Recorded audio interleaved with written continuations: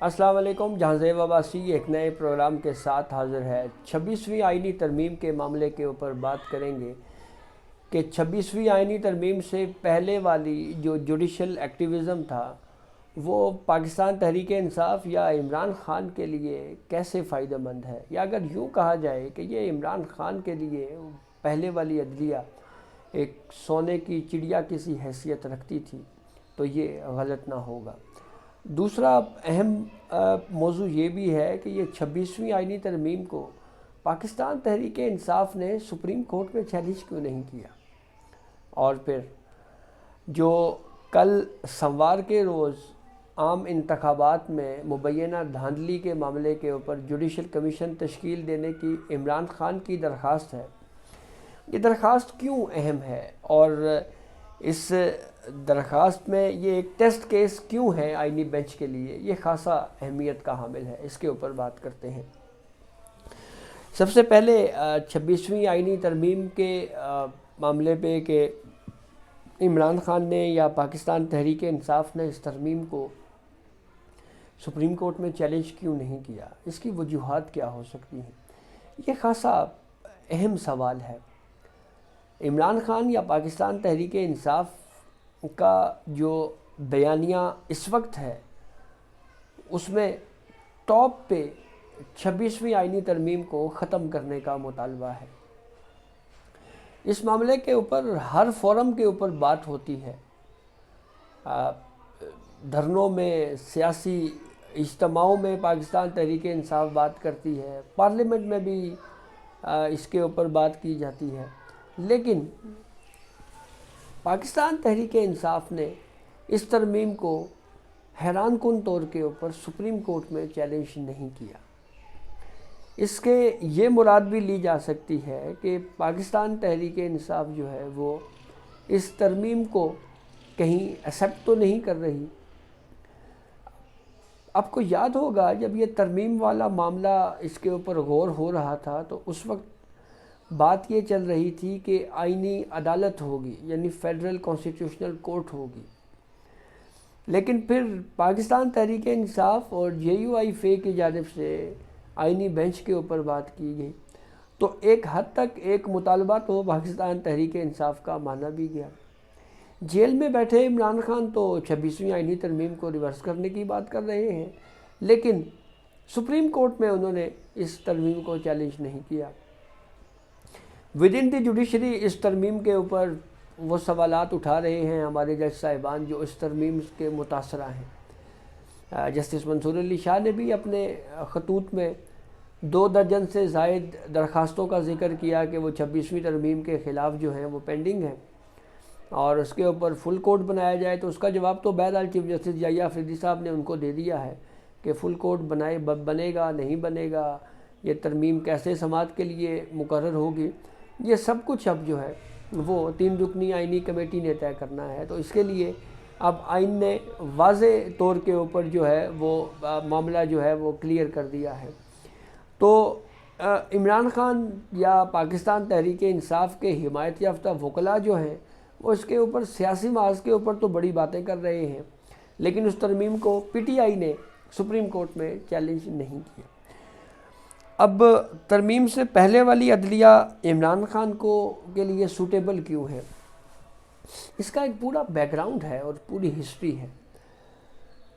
عمران خان کی اگر ہم سیاست کا جائزہ لیں تو ان کی جو پوری پولیٹیکل سٹرگل رہی ہے اس میں ہماری 26ویں ترمیم سے پہلے والی جو عدلیہ ہے اس کا بڑا کردار رہا ہے. جیسے جب میاں محمد نواز شریف کو سیاست کے منظر سے ہٹانا تھا تو اس وقت ایک پراکسی پٹیشن عمران خان ہی لے کے سپریم کورٹ میں آئے تھے آرٹیکل 184(3) کی کہ پاناما کیس میں شریف فیملی یا بالخصوص اس وقت کے وزیر اعظم میاں محمد نواز شریف کے خلاف تحقیقات کی جائیں. اور پھر اس کیس کی بدولت نہ صرف میڈیا مینیج ہوا بلکہ اس کے ساتھ ساتھ پاکستان تحریک انصاف کو ایک سیاسی بیانیہ ملا اور اس سیاسی بیانیے کو تقویت ملی. پھر اس کے بعد ود ان دی جوڈیشری بھی عمران خان کو سپورٹ تو رہی ہے اس کی.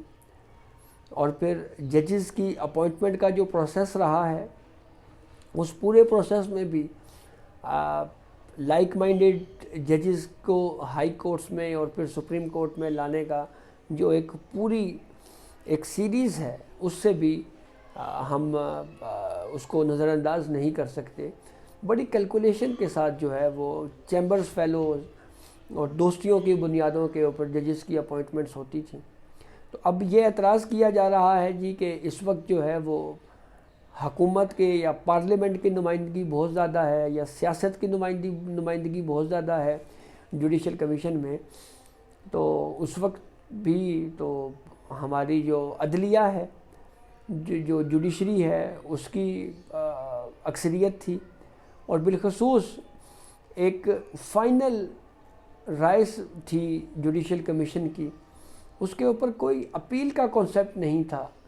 جیسے جب ربر سٹیمپ کی سی حیثیت تھی ججز تقرری برائے پارلیمانی کمیٹی کو، تو یہ ضرور کیا گیا ہے کہ 26ویں ترمیم کے ذریعے پارلیمانی کمیٹی کو اور جوڈیشل کمیشن کو دونوں کو مرج کر دیا گیا ہے، دونوں کو ضم کر کے ایک فورم بنایا گیا ہے.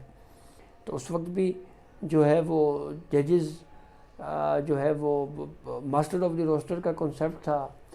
چیف جسٹس جو ہے وہی ججز کے نام دیتے تھے. پھر اس کے بعد جو ہے وہ ایک دو کوئی ڈسینٹ ویوز آئیں تو آئیں، ادروائز جو ہے وہ کبھی 3 نمبر سے کوئی جج اٹھا کے لے آئے، کبھی 4 نمبر سے کسی جج کو پک کیا اور پھر سپریم کورٹ لے آئے. بہت سارے ججز جو ہیں وہ ان کی سینیورٹی متاثر ہوئی. مرحوم وقار سیٹھ صاحب کی مثال موجود ہے. ایون جسٹس جمال خان مندوخیل صاحب کے حوالے سے اگر بات کی جائے تو ان کو بھی ایک سٹیج کے اوپر غالباً 2016 میں نظر انداز کیا گیا. وہ بھی اگر ٹائملی آتے تو ہو سکتا ہے وہ بھی اس وقت جو ہے وہ ایک چیف جسٹس کے طور کے اوپر کنسیڈر ہو رہے ہوتے. اسی طریقے سے باقی ججز بھی ہمارے ایسے موجود ہیں. تو یہ جو کم از کم کیلکولیشنیں کی جاتی تھیں وہ معاملہ وہ سلسلہ جو ہے وہ اس سے رکا ہے. اور پھر تیسری اہم بات کہ جو عمران خان کی درخواست ہے کہ عام انتخابات جو 8 فروری 2024 کو ہوئے تھے اس کی دھاندلی کی تحقیقات کے لیے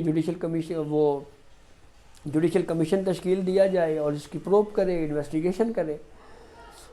یہ وہی اسی طرح کی درخواست ہے جس طرح کی پہلے عمران خان صاحب جو ہے وہ ایک درخواست لے کے آتے تھے اور پھر اس درخواست کے اوپر جو ہے وہ نہ صرف پورا بیانیہ بنتا تھا پی ٹی آئی کے حق میں بلکہ حکومتیں تبدیل ہو جاتی تھیں. 63A کی مثال ہمارے سامنے موجود ہے جس میں پنجاب کی حکومت تبدیل ہو گئی سپریم کورٹ کے ایک فیصلے کی وجہ سے. تو اب میرے خیال میں اب جو آئینی بینچ اس کیس کو سننے جا رہا ہے عمران خان کی درخواست کو کہ دھاندلی کی تحقیقات کے لیے کمیشن تشکیل دیا جائے، اس کیس کو سن کر سپریم کورٹ کے آئینی بینچ کو اس کے اوپر باضابطہ طور کے اوپر ایک ججمنٹ دینا چاہیے اور اس ججمنٹ میں یہ تفصیل بھی سپریم کورٹ کو لکھنی چاہیے کہ ماضی میں کس طرح سے اس طرح کی درخواستیں جو ہیں وہ انٹرٹین ہوتی رہیں اور اس سے پاکستان کو سیاسی طور کے اوپر اور معاشی طور کے اوپر کس طرح سے عدم استحکام کا شکار کیا گیا. اس کی ڈیٹیل ریزننگ آنی چاہیے. اور 1993 کے جو سو موٹو یا HRC کو جو کیسز ہیں وہ اب لگ رہے ہیں، سماعت کے لیے مقرر ہو رہے ہیں. تو ایٹ لیسٹ اگر یہ آئینی بینچ جو ہے وہ اس ساتھ ساتھ ججمنٹس بھی دیتا رہے اور جورسپروڈنس بھی طے ہوتی رہے تو کم از کم جو پچھلے طے کیے گئے اصول ہیں وہ اصول جو ہیں وہ ختم ہو جائیں گے اور نئی عدالتی مثالیں بنیں گی جس میں ریزننگ ہوگی، وجوہات بتائی جائیں گی کہ یہ وجہ ہے، اس وجہ سے ہم بے بنیاد درخواستوں کی حوصلہ شکنی کر رہے ہیں، ان کو نظر انداز کیا جا رہا ہے، اس کو مسترد کیا جا رہا ہے کہ ہمارا یہ کام نہیں ہے اور ہم نے جو ہے وہ فوکس صرف کرنا ہے عام آدمی کے کیسز کو. یہ ضروری نہیں ہے کہ ایک فرمائشی درخواست کسی پولیٹیکل پارٹی کی جانب سے آئے اور اس فرمائشی درخواست کی بنیاد کے اوپر آپ پورے نظام کو ہی لپیٹ دیں. تو یہ اس طرح سے ماضی میں بھی انڈائریکٹلی ہم کہہ سکتے ہیں کہ یہ ایک طرح سے جوڈیشل کو کی سی کیفیت جو ہے وہ بذریعہ جوڈیشری ہوتی رہی ہے. تو اب سپریم کورٹ کا آئینی بینچ جو ہے اگر ان درخواستوں کے اوپر جیسا میں نے جوڈیشل کمیشن کی تشکیل کے لیے 8 فروری 2024 کے الیکشن کے حوالے سے درخواست کا ذکر کیا کہ اس کا فیصلہ ظاہری بات ہے یہ انٹرٹینیبل نہیں ہوگی ممکنہ طور کے اوپر. میری رائے ہے کہ یہ امکان ہے کہ درخواست کو رد کر دیا جائے گا, مسترد کر دیا جائے گا, لیکن ساتھ پھر اس کی پراپر وجوہات بھی آئینی بینچ کی جانب سے دینی چاہیے, تفصیلی فیصلہ آنا چاہیے جس سے کم از کم جورسپروڈنس جو ہے وہ ساتھ ساتھ بنتی رہے. تو یہ اب تک کی اپڈیٹ تھی جس سے ہم نے آپ کو آگاہ کیا. بہت شکریہ.